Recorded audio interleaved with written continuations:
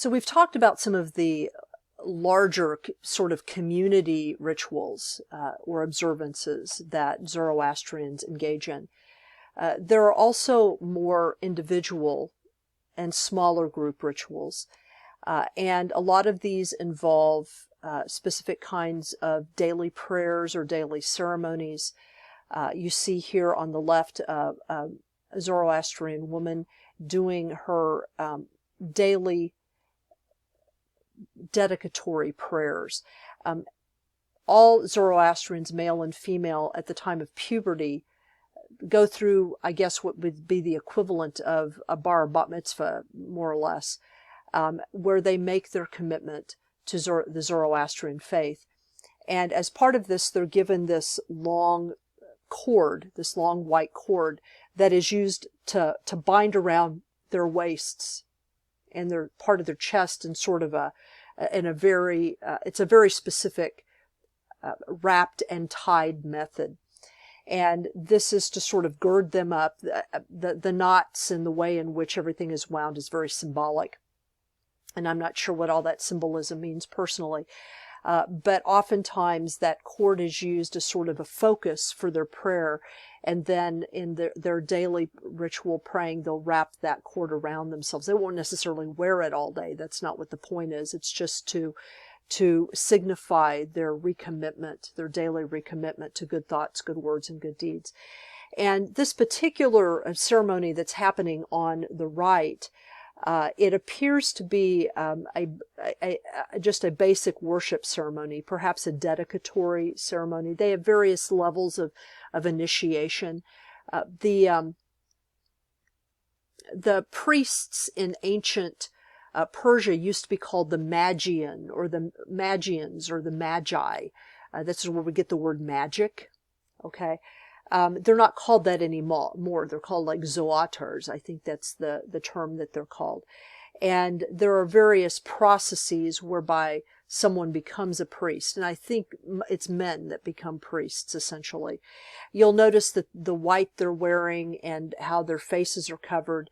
The reason that they cover their face like this is to prevent any polluting elements that may be in the breath to defile the sacred fire. They'll wear this covering over their face so that they won't defile the sacred fire. And you see the sacred fire burning in what is a fairly classic small container. So that's the purpose of that covering right there.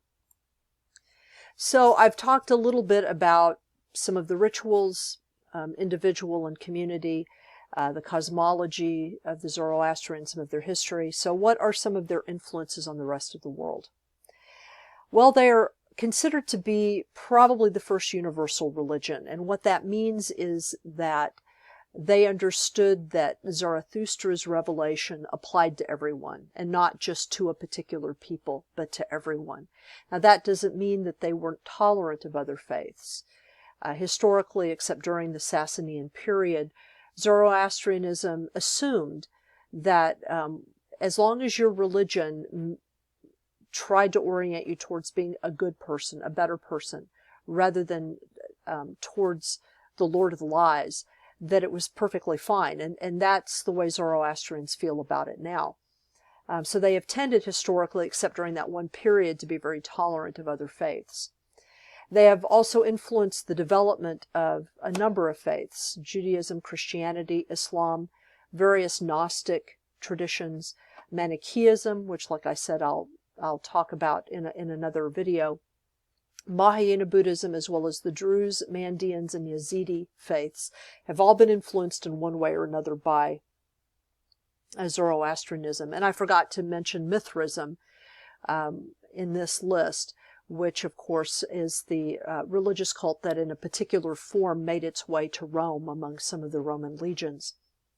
For many scholars, the Amesha Spenta became the basis for the idea of the archangels in Western thought, in particular the four principal ones: Gabriel, which bears resemblance to Vahumana; Michael, Kshatrivera; Raphael, Harvatat; and Uriel are mighty.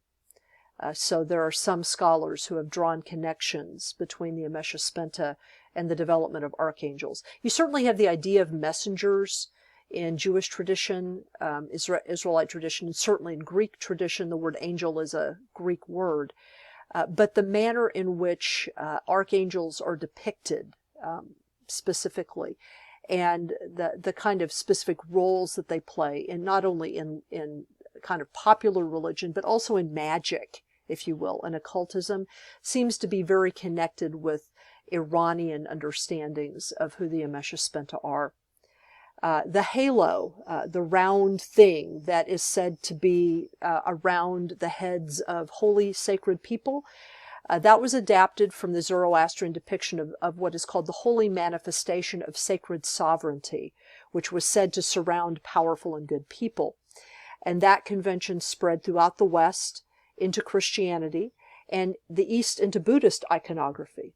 So you see that sort of halo, whether it's large, surrounding the whole person, or just the head.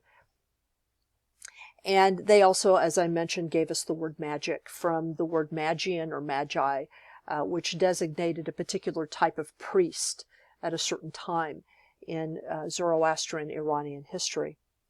The Zoroastrians, under the auspices of the Persian Empire, invented paved roads, internal heating, and cooling methods, as I mentioned. They also invented basically what we call the provincial ruling system. And this is where you have an empire, but instead of the one ruler just trying to rule everything all at once, they divide the government up into, or the territory up into what are called satraps. That's what the Persian name for it was satraps. Provinces or regions, and usually what the Persians would do is they would have local leaders, ethnically local leaders, be the governors that then would report to whoever the emperor was. And what this did was it permitted some autonomy on the part of the provinces, and it proved to be a very popular form of rule. The Romans tried to copy it with their diocese system, but they were a little less tolerant of local rulership. The Zoroastrians also invented the indoor shopping center, were the first people to cultivate roses, as I mentioned, and the Persian Empire was the first empire that we are aware of that developed a fully developed postal service. So basically, when the Romans created their empire, they were thinking, if you will, of the Persian achievement when they were building their roads and doing that sort of thing. It's not that the Romans weren't great engineers and contribute a lot to to infrastructure on their own, but they had previous inspiration. Another thing that I don't mention here that the Iranian people perfected is this very interesting method of creating deep wells, water wells, that where you have several water wells together, and you use a very complex system of tunneling underneath the ground that will connect all of a village or several villages to a particular well, so that people don't have to go to that well to one spot and get water, but they can go to several places and get water. And what that does is it actually conserves the water underground and reduces evaporation. And this is I can't remember what the name of the system is called, but it was used extensively throughout rural Iran and is still used today in rural Iran as a local rural watering system. It's very innovative, and was basically invented by the Persians for, their environment. And I have to mention this quickly. This is Cyrus's declaration. There are many places on the internet that will claim that Cyrus the Great was the first person in history to declare universal human rights or religious tolerance. He didn't actually do this. What this cylinder of victory depicted here, of which there were apparently a number of copies that spread around his empire, actually says, is after praising himself, basically what he says is that I've liberated you all from the Babylonians, and And part of that liberation means that I have allowed people to go back to their lands, their traditional lands, and given them money for their temples so that they can rebuild and reestablish themselves. And apparently he did do this. In the Bible, the Hebrew Bible, it is talked about how he did this. So in that sense, he was tolerant. He permitted his people, subject people who were exiled or who had been exiled, to return to their homes and continue their lives more or less in some fashion, in some continuity. And it is for this that the Jews referred to him as Moshiach, or Messiah. This was a cylinder into which there was like a pole placed, and it was rolled out on a slab of clay, and then that slab of clay, wet clay, was slapped on a wall as a proclamation. But I wanted to mention this because there are claims made about Cyrus that are not entirely true. But, you know, he could have been worse. Now, if you're interested in some books about Zoroastrianism, if you go to Amazon and do a search, what you'll find is most of the books about Zoroastrianism are very academic, which are fine if that's what you're interested in. But if you're interested in just a really quick, interesting read, you know, with some good information, these are the two books I'd recommend, and they're very different. In Search of Zarathustra, on your left, was written by a journalist who decided that he wanted to investigate. It started out with, you know, why is Friedrich Nietzsche in the 19th century obsessed with Zarathustra, and why does he use him as a philosophical example in his masterwork, Thus Spake Zarathustra? You know, why was the 19th century so obsessed with him? And so he begins there, and then he goes back through history. So you're kind of going backwards through Iranian history and peeling off the layers of the onion until you get to the middle. And he does a really good job of presenting the history of and cultures of the Middle and Near East, giving you an introduction to that, and then finding out what can be found out about Zarathustra the man. So it's actually a very interesting book in that way, and I think a good book to begin with if you want to know more about this ancient culture of Iran, which I think is timely during this time period. And then on your right, there's a book here by Stephen Flowers, who you may be familiar with as Edred Thorson, who's written a lot of fairly controversial books about the runes, and also some controversial books about the left-hand path and magic. Well, in the last decade, he has had some very difficult and interesting experiences, and they have led him to embrace Mazdianism, which is the non-conversion form of Zoroastrianism. Most of the time you can't convert to Zoroastrianism because you have to be born of Aryan or Iranian heritage, in order to do so. But you can become a Mazdian. And so what he has assembled here is kind of a tribute to his new faith, if you will, but it's got some very interesting information in it about traditional Zoroastrian astrology.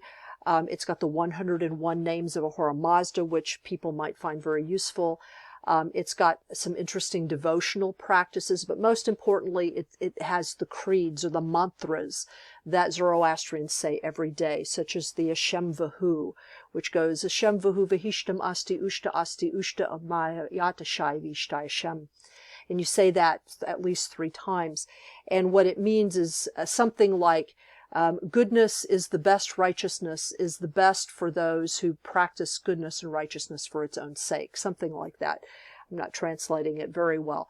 But so he has like the principal codes and a lot of the principal practices, as well as that cord binding ritual, which I mentioned. If you want to practice that yourself to become a Mazdian. So as an introduction, it's a very, very good book. You have to put up with Stephen Flowers, his writing. He's rather pompous, arrogant, kind of opinionated, certainly a zealot for the runes, zealot writing about Nazis. He doesn't write about Nazis anymore, but he does write about Ahura Mazda, which is far preferable as far as I'm concerned. Anyway, I do recommend the book. It's a decent place to start to kind of get a sense of how Zoroastrians might begin. And this is just a picture of how Zarathustra is depicted now. Obviously, we have no idea of what he looked like, but there you go. Basic prophet.